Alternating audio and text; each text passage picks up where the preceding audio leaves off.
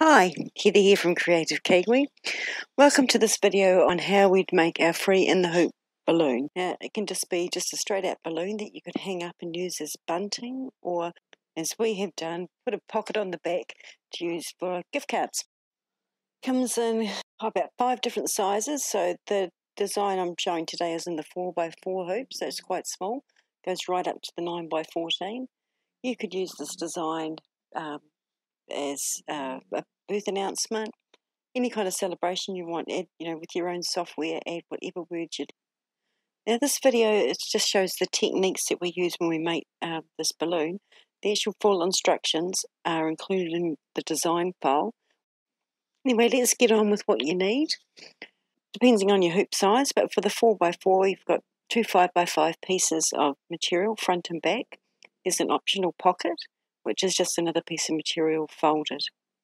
A piece of pellin or batting, and optional a ribbon.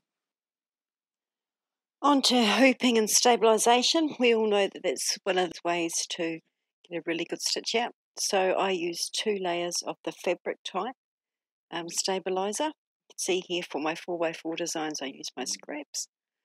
Now I also pin. We have more information. Kay's done some fantastic videos on hooping and stabilisation, but the main thing is 2 layers of water-soluble stabiliser and pin. Okay, let's get to the machine. So you've hooped your water-soluble and you just stitch out your outline.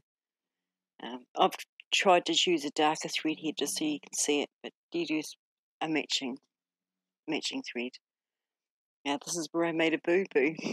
If you want to add a hanging tab or a ribbon, do it on the stabiliser. That's before you put your pellin on. You'll see I didn't. You can see here I just put my pellin on straight away. I fix it up later. If you forget, there is another way. The next step, add your pellin and stitch that down. Now, some people take their pellin before they start. 4x4 hoop I don't tend to, there's not too much movement. We remove the hoop from the machine and using some sharp scissors, we cut away the pellin. Now, I get asked all the time, what scissors do I use? And I use quite a few different varieties.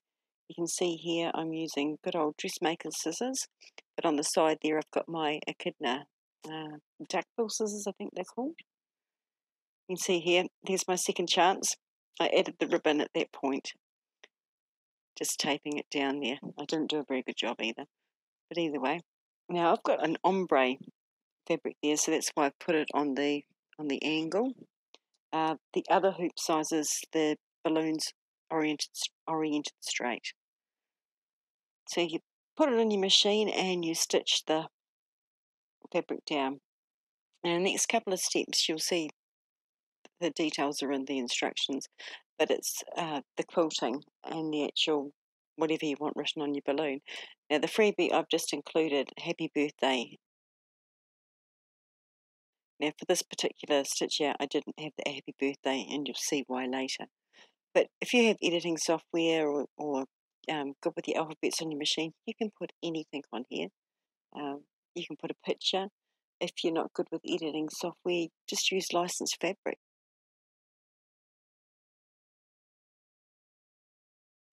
Anyway, the design's done, so we're going to add the backing.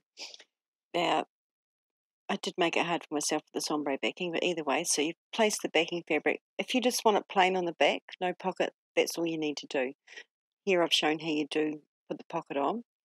Now, you'd probably want to adjust it a wee bit more than I did, because you'll see at the end my pocket's not very straight. But you're basically letting a gap at the top and just tape it down. Now the thing to look at is you do not want your hoop to get caught. Now you can either, as we've done there, use tape, or this is where I use the plastic solely. Just tape it right over the entire hoop, and that way you've got a whole layer in between your fabrics and your hoop, so nothing to get caught on. And that's just like that plastic solely. You could just use water-soluble stabiliser as well. It's just there to protect or to stop anything getting caught up at the bottom and it gets taken out at the end. Get your hoop back in your machine and you're just stitching to attach the backing, so it just goes around twice to give you a nice little cutting edge. I'm going to remove that from the hoop again. Now I get into a habit of doing cutting away the back first, just so I don't forget, because it's very easy to just cut away the fabric on the front and put it back in the machine.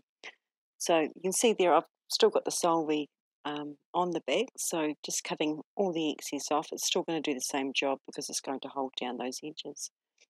And there I'm using the duckbill scissors, so I just use different scissors depending on what I'm doing. Sometimes if I want to get really into the edges, I get little tiny scissors.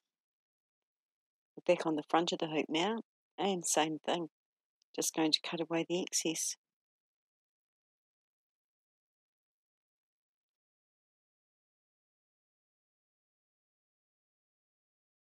Almost done.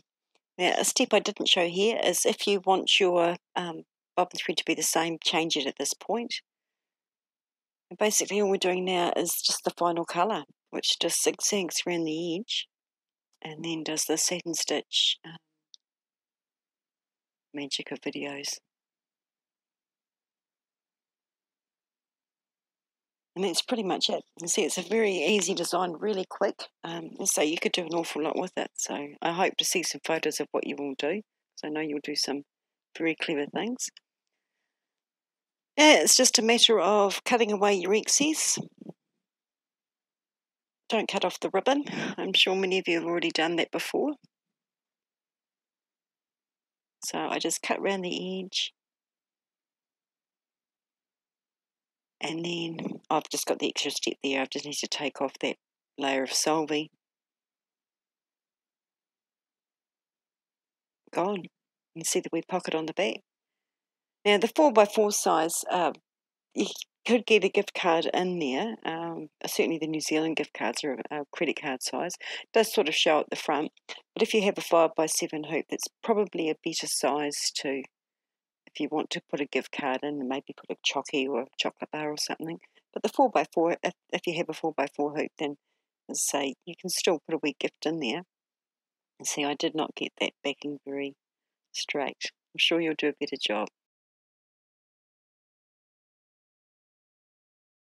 Now that's why I didn't put happy birthday on my design, because I'm actually using it to go with one of my other projects. Stacked cake, which once again is another design that started off quite simple, and I can see just how versatile it's going to be. So I hope you have a look at that one. Hey, thanks a lot for watching the video.